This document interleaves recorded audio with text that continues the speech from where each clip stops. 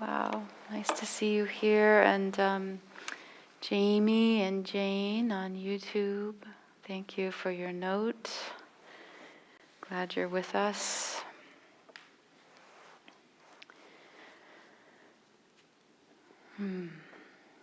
So I've been contemplating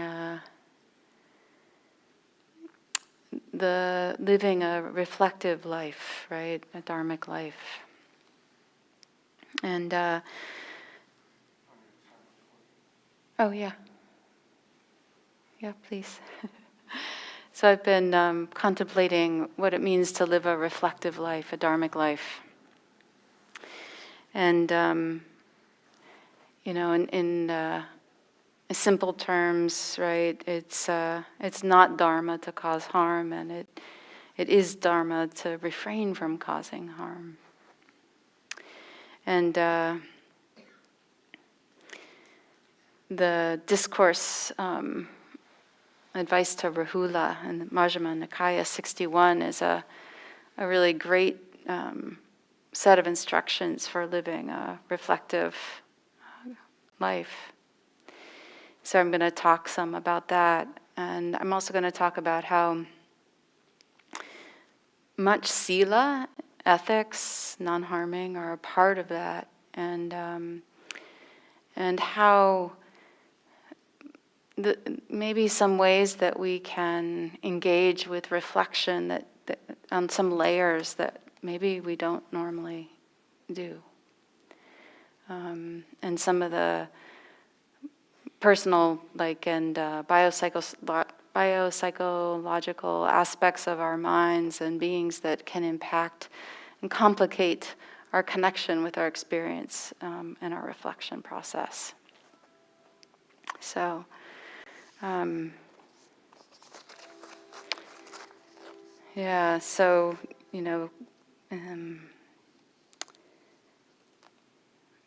the Dharma is a manifestation of non-harming. It's the embodiment of non-harming, right? And this becomes possible as we live a life that's reflective.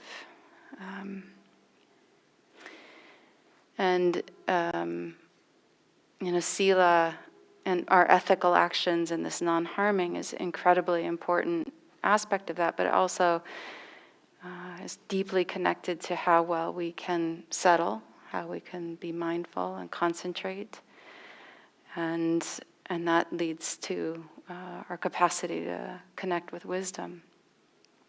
So they're separate but deeply intertwined and connected. So in the discourse on advice to Rahula, the way the Buddha teaches it is often kind of considered just a foundational kind of teaching for how to live a Dharmic life, right?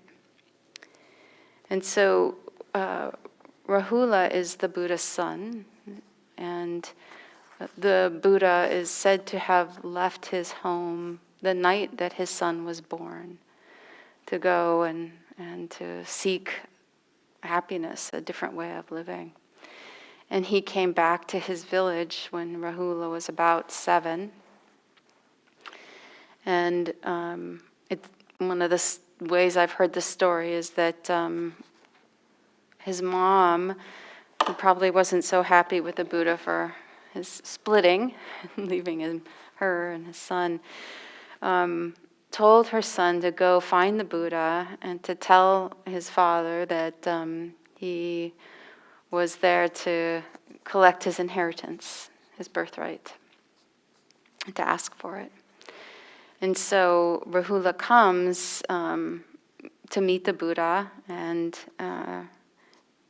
relays this message. And what the Buddha does is instructs Sariputta to welcome Rahula into the monastic tradition to become a monk, a samana, and training. Not probably what he expected nor his mom expected, right? But so he was about 7. And this teaching is the first teaching. There were 3 teachings that I'm really aware of that are big teachings to Rahula in the suttas, and this was the first of the 3. And I don't know how old exactly Rahula was. I've heard 7, I've heard 9, but young. And so, the setting is that Rahula's been meditating in his little spot, and he sees that the Buddha's, so he prepares a seat for the Buddha and gets water for his feet so the Buddha can wash his feet when he arrives, and comes, and the Buddha comes and sits down and talks to Rahula, and sounds like sort of the first thing he says to him is that those who are not embarrassed in knowingly telling a lie have thrown away their life as a samana. So it's implied, it's not said in the story that Rahula lied, but it's a pretty clear implication. And the Buddha takes the bowl of water for washing his feet and says something like, "See how little water there is in here. It's like throwing this water out and wasting it." And then it's like whatever little water is here, turning the bowl upside down and wasting it. And then he goes on and he says to Rahula, he says, "What is the purpose of a mirror?" And when his son answers, he says, "For reflection." And then the Buddha proceeds to give him teachings on how he is to use his actions as a mirror for reflecting on the consequences of what he does. And the Pali word for reflection has the same dual meaning as it does in English, right? So it can refer to the reflection in the mirror as well as when we're reflecting in our mind, when we're contemplating, when we're reflecting on things, giving it time. Yeah, the consequences. So both are here, right? Watching what we do, seeing that, seeing the consequences of that, and contemplating in advance and afterwards.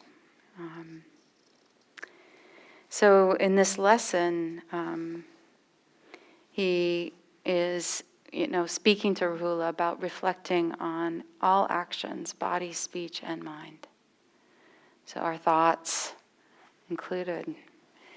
And not just on our actions, but their consequences on ourselves, on others, and both self and other. And to help him and guide him on what he should reflect on, to help him with this task, the Buddha instructs Rahula to consider 3 questions. So if he is anticipating whatever this action is will cause harm, he should not initiate it. He should stop, not proceed. So that's before, right? During an action, so we assume, let's say, he thinks it's not going to cause a problem, but if he's reflecting and he notices harm is occurring while in the middle of an action, he should stop. Sounds really simple, doesn't it? Is it always this simple? I don't think so, right? It's not always. Sometimes it's so clear, but yeah.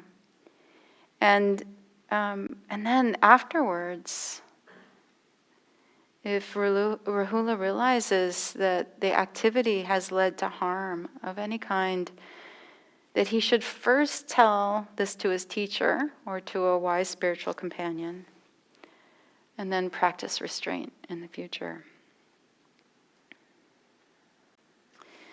Now, if Rahula understands his actions are wholesome, skillful, not causing harm, and leading to happy consequences, he can engage in them freely, says the Buddha. Yeah. So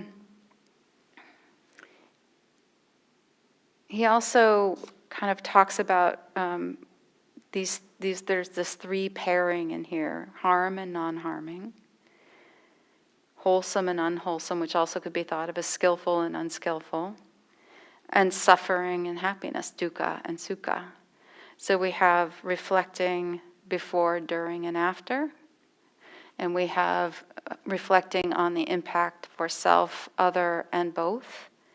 And then we have reflecting on these three potential ways to evaluate what we're contemplating, doing, or have done. So the Buddha gives him this guidance, and he doesn't say, okay, don't do these things. He says, reflect, right? So this is so much about the practice, the art of our practice is, it's impossible for us to have it be about just what we do and don't do, right? It's a complicated life, complicated relationships, so many possibilities of things that can and can't happen. It's so interesting how much the Buddha pointed not to these mandates, but rather to staying aware, staying present and connected, and reflective about what's happening. And in these instructions, he is really, really reinforcing the idea of impact over intention. So often we get caught, right? If we've done something, maybe I should just speak for myself. If I've done something and my intention was not consciously to cause harm, but I have, some way triggered something in somebody or caused some harm, it's can be a little bit automatic to want to respond by clarifying what my intention was, instead of just staying with what the impact was. Just really honoring that, because that's the consequence, right? And it may not be that I did anything horrible, but if the consequence of an interaction is to cause some distress, I want to attend to that first, right? Not try and protect my ego or my goodness, right? My image or whatever it is. But it gets tricky. It can be sticky in this space, right? So I really appreciate this focus on noticing the impact, having that feedback be what we pay attention to, that we honor that more than sort of what we were thinking we were doing or trying to do. I also think it's incredibly inclusive to really spell out that we don't want to harm ourselves, we don't want to harm anybody else, and we don't want to harm both, right? So it's not like, I can harm myself but not harm you, right? Or harm you but not myself. It's like, no, we don't want to harm anybody. The other thing that really stands out to me that seems quite, really important and social, it's relational, is that the Buddha tells us to go talk to somebody when we reflect and we've seen that what we've done is causing harm. He encourages us to share it, to not keep it quiet and hidden, to make amends potentially even, right? To bring it into the world and not just let it sort of be quiet inside. So all of this says to me, we're living a life of caring. To care, we need to care about what our experience has been, what things have been going on. And to do that means we need to look, to listen, to re-look. And I think that for me, another area where this is invites a deepening is, how do we really know when we're causing harm or not causing harm? How often, are we actually paying attention to the subtle suffering that we're experiencing, or asking others around us if we've harmed them in some way? How often are we just sort of assuming that what we're doing is the norm and it's fine or whatever, right? It would be impossible to do this constantly, but it's also, well, maybe it's not impossible, right? But it's a challenge. And again, this is where I come back to sort of the incredibly important part of being connected with our direct experience and sila. To me, I think the sila points to experiential, very much experiential. And what's happening in our bodies and our hearts and our minds, and noticing contraction, noticing dukkha, reactivity in our lives. And noticing also the opposite, right? When we feel at ease and we feel happy and we feel like we've been skillful. I was reflecting, I had this question,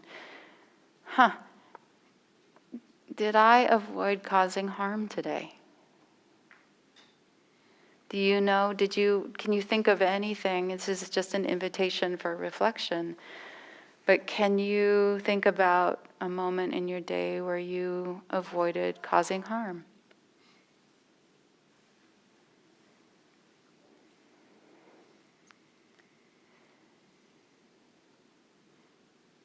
I was kind of thinking, well, some days I will accidentally kill an insect. Like, that didn't happen today that I know of, right? And I don't often sit there and think at the end of the day. I might think about it if I killed an insect, right? That will come up for me. But I don't often just say, oh, well, did I avoid causing harm today? I think so.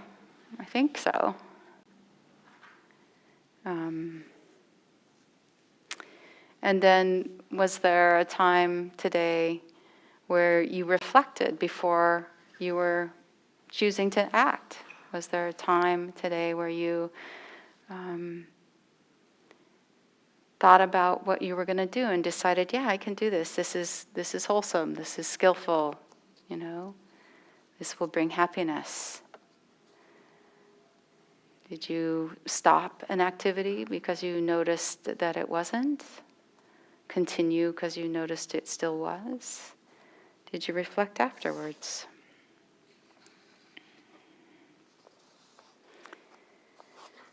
So one of the reasons I think that it can be a little tricky, or that we might be able to look a little bit more deeply,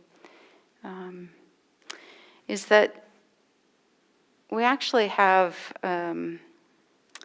there's, the felt sense of our experience, right? We have a nervous system, and we have something called interoception and exteroception. And so we have all these processes happening that are kind of, taking in interior, what are the sensations happening in my body inside? What am I receiving from the world? What's the external sensations that are coming in? And then we have a mind that is based on, it predicts, it's a prediction organ. And it predicts based on past experience. So, that means that when we're experiencing something internally or externally, and the brain is associating with what past experiences, it may or may not be getting it right, right? It may or may not be getting it right. So this idea, again, of how important it is to continually reflect, right? Because the brain will catch up, things will catch up as our experience continues to unfold. We will be taking in more data, right? We'll be getting more feedback if we're open to it and continuing to attend. But it requires this sort of a constant attunement and reattunement. So there's that process happening. There's the Vedana response, right? The sort of feeling tone of our experience. I've had people say to me that they think that they're feeling anxiety, and then later, upon further reflection, they realize they're actually excited, right? So this is an example of when they think it's anxiety, it's an unpleasant response. When they recognize it's excitement, then it feels more like a pleasant response. Either one of those interpretations creates a different behavioral movement, right? So if something feels good, then we're tending to be more open and to follow it. If something doesn't feel good, we tend to pull back and shut down from it.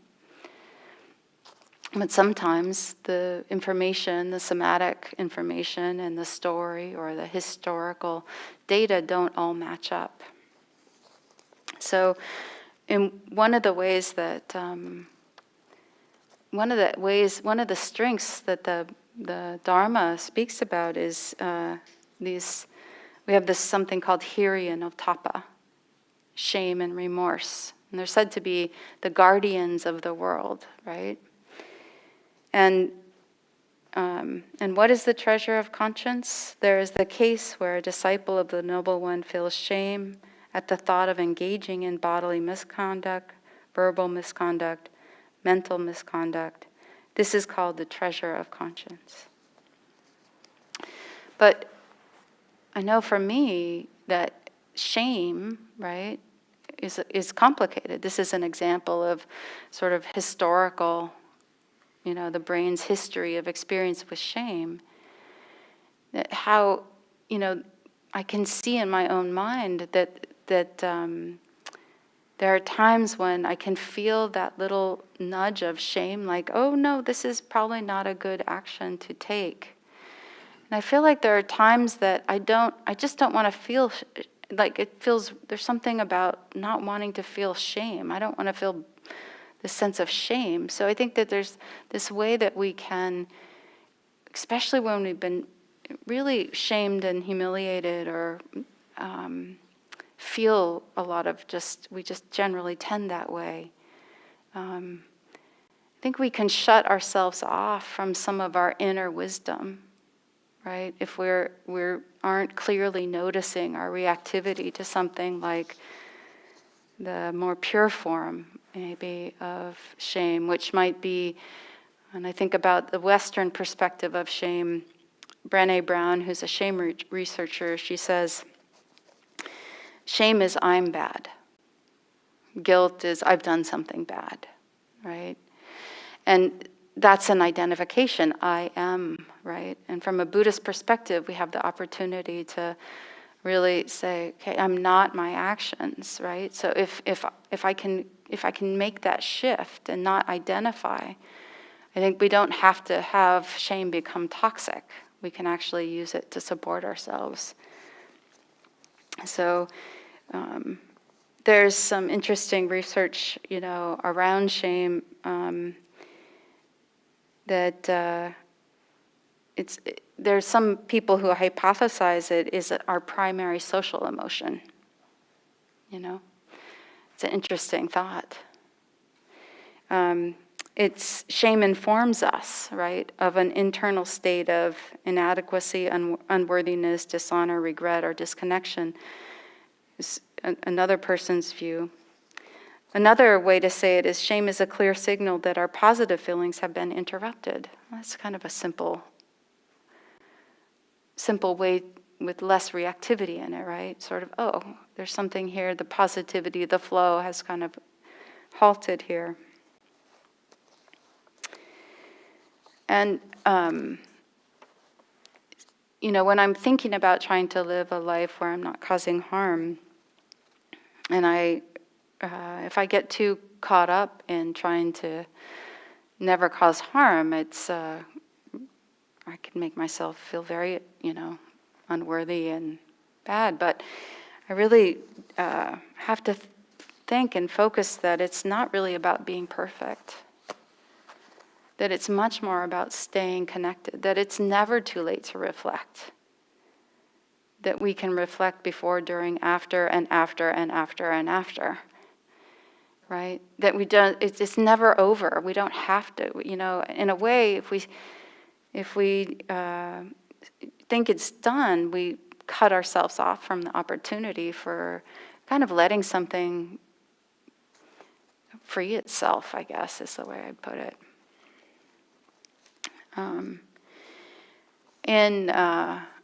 One of the things that I found when I was looking into all this research on shame, I got kind of fascinated with it. In Japan, in the teaching and the teaching style, from what I read in the research, is actually to utilize mistakes as for learning in the classroom. So they actually students are directed to find their own way through difficult problems, and then the teachers lead discussions about the common errors and why they might seem plausible. And so in this way, they're really bringing sort of that opportunity to struggle and to make a mistake into the environment as a place for sharing and learning.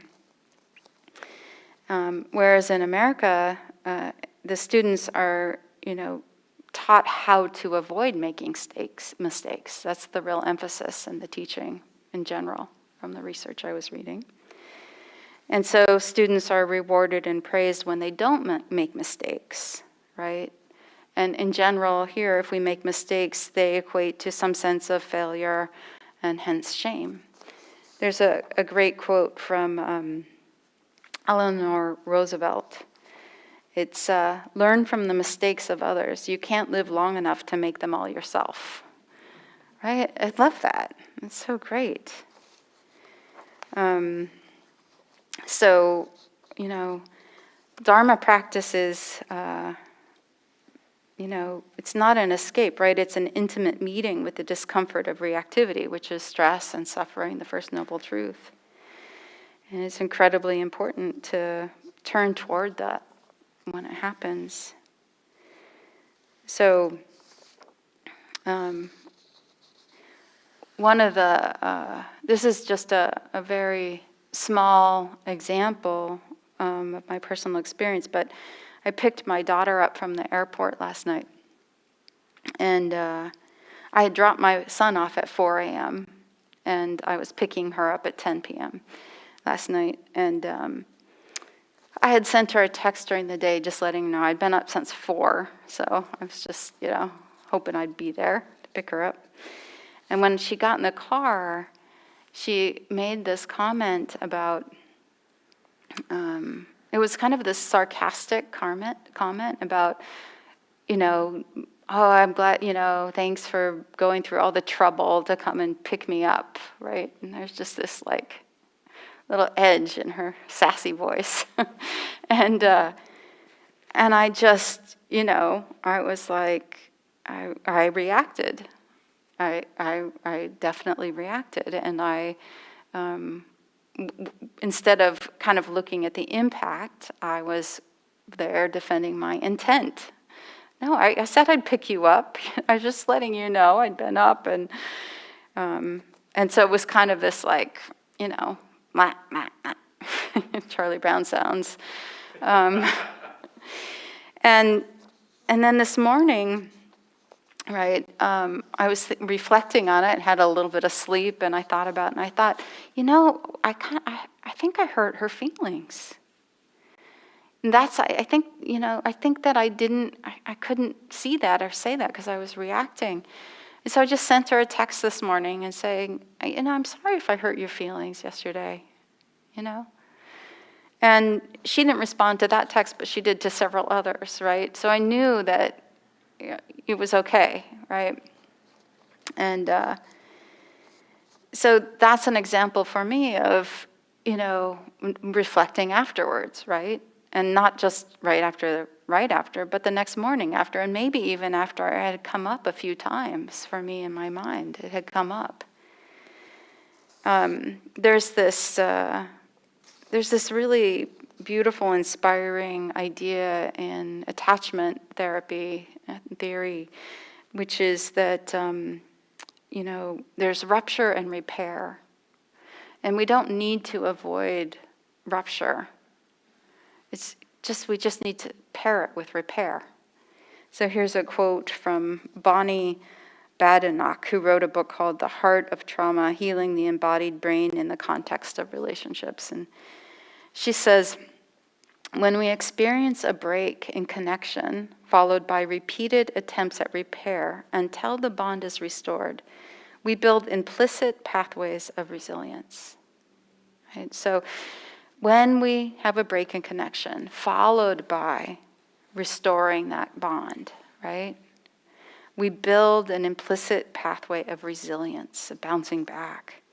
And we come to know in a visceral way. And so this is coming back to that idea of the body, the somatic knowing, that when things break down interpersonally, someone will return to help us come back into relationship. And this wired-in optimism and expectation makes it much more likely that we will form lasting relationships that have this quality, as we accept and then rejoice in our humanness. And we offer this vital gift of rupture and repair to those around us. And I think this teaching that the Buddha offers is sort of supporting our ability to repair if we don't think it's too late, and we think, don't expect ourselves to have to be perfect. Maybe the perfection is in recognition and reconnection.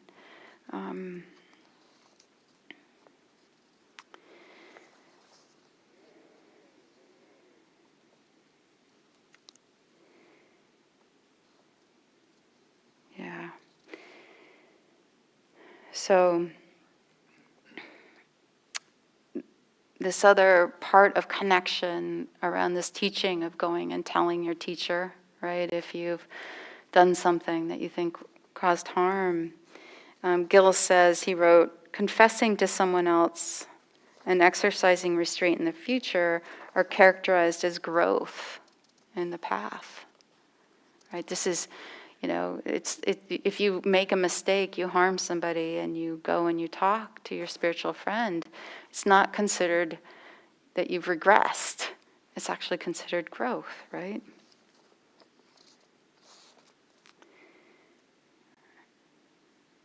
Yeah. And back to let's see here. Yeah. Speaking of Gill, I'll say, one of the things that happened, a couple things happened for me when I was early and in my relationship with Gill. One was that I was helping pack boxes to book boxes to ship off to the prisons. And I was in this room, and there's this beautiful table, this conference room table. And I had this big heavy tape gun, very heavy tape gun. And I pulled it off the package, and you know how they have those ridge ends so I break the tape and boom, take a big chunk out of the table, right? And I was just mortified, and he wasn't there at the time, right? And I just remember being like, oh my God, what am I going to say? I felt so, non-mindful and, talk about shame. And I could, and I'm like, I got to tell him, right? So I tell him. And he was so kind, right? He was so kind. And there was another situation where I was managing, and that bell, I hit the bell so loud, everybody jumped at the end of the meditation, right? It was just like, oh my God. And one of the things that he said, I don't know, both times, one of the times was, there are no mistakes here. There are no mistakes here. Like, it's all okay, it's all included. So this, to me, this is such an important balancing point to our intention to practice a harmless life, right? Is to really hold all of this. And we don't have to be perfect, right? We just need to stay connected. We need to stay aware and open. And mistakes, like, we learn a lot from them. Most people I talk to have learned more from their mistakes if they're willing to open up and sort of process them and share them, not keep them in secrecy. Most people feel like they've learned a lot more from those things than just a simple success, mostly probably because we didn't have to try so hard when something's successful, right? So here's another quote on mistakes. Failures are not just inevitable. Failures are not just inevitable, but are a necessary part of the process. A good mother is not one whose baby never cries, but one who knows how to respond and soothe her crying baby. Right? And we learned that to be part of the solution, we must be willing to be experienced as part of the problem. So,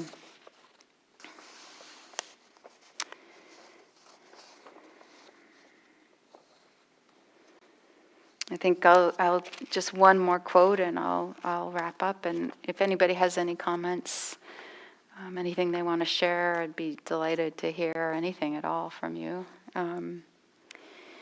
But this is a quote by Sue Johnson, who does a lot of attachment and couples work. She says, "Love is a constant process of tuning in, connecting, missing, and misreading cues, disconnecting, repairing, and finding deeper connection. It's a dance of meeting and parting and finding each other again, minute to minute and day to day."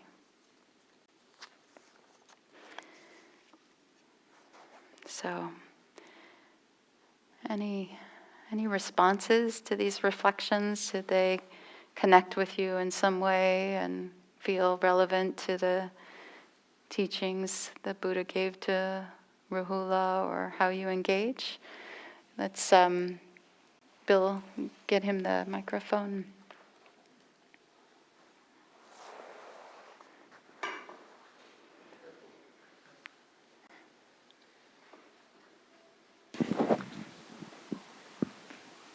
No, I don't think you need to stop.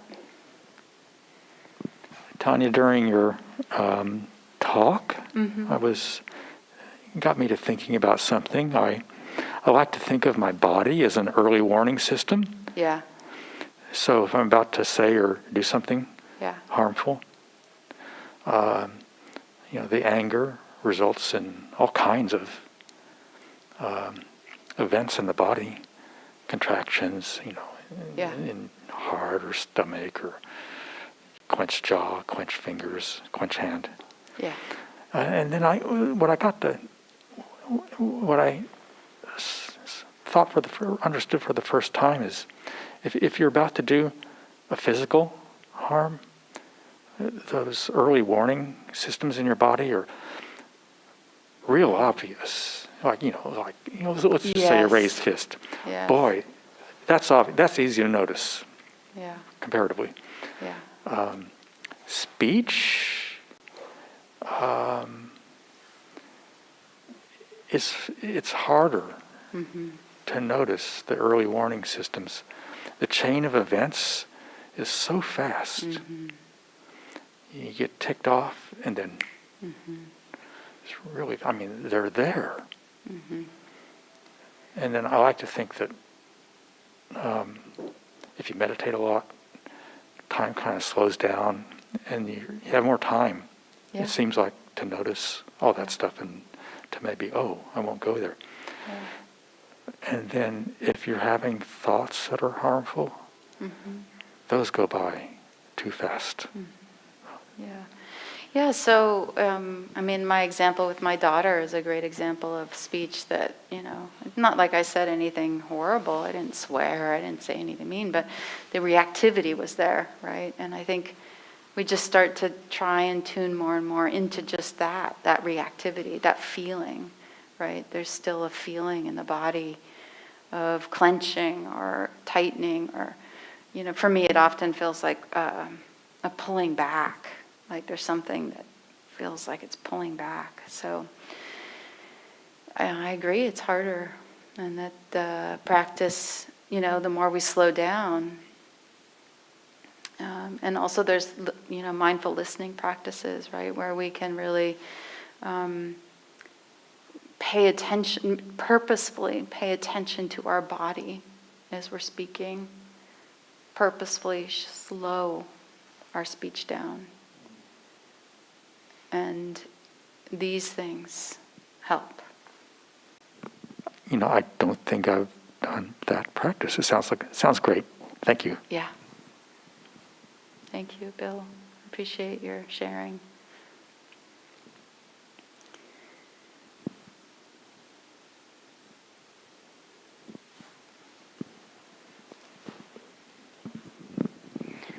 I found this very timely, coming after a holiday that usually is spent with many family members. And we had a little family drama, as many people do, I guess, around these holidays. And so I was reflecting a lot about what you were saying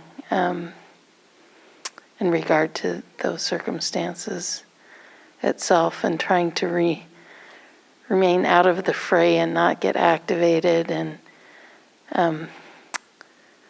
wildly failing at that, and trying to recoup. But what Bill was saying about, using your body as an early warning system, I don't know if it is, I'm not sure what it is, but it seems the more I've practiced that when I get activated, or when I do something where I feel like I've caused harm, is I actually feel the pain of it more.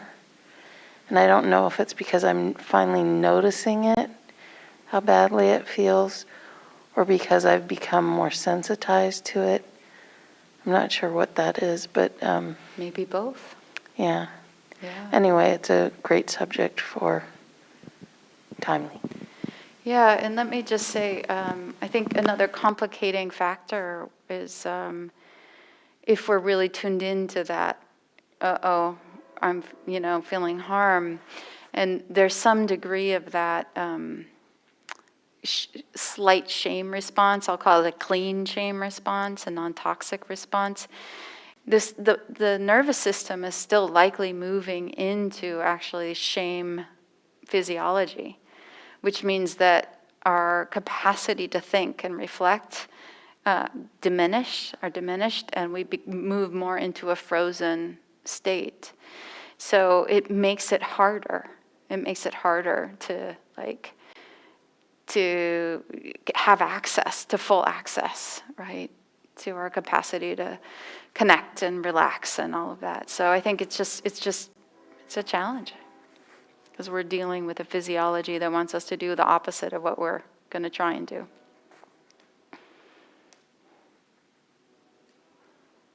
I also just wanted to say the trains are unbelievably active tonight. Nice to hear them again. Thank you all so much for being here. And may the time together be of benefit to you and all those you meet, and everybody in the whole world, all beings. So be well. Thank you.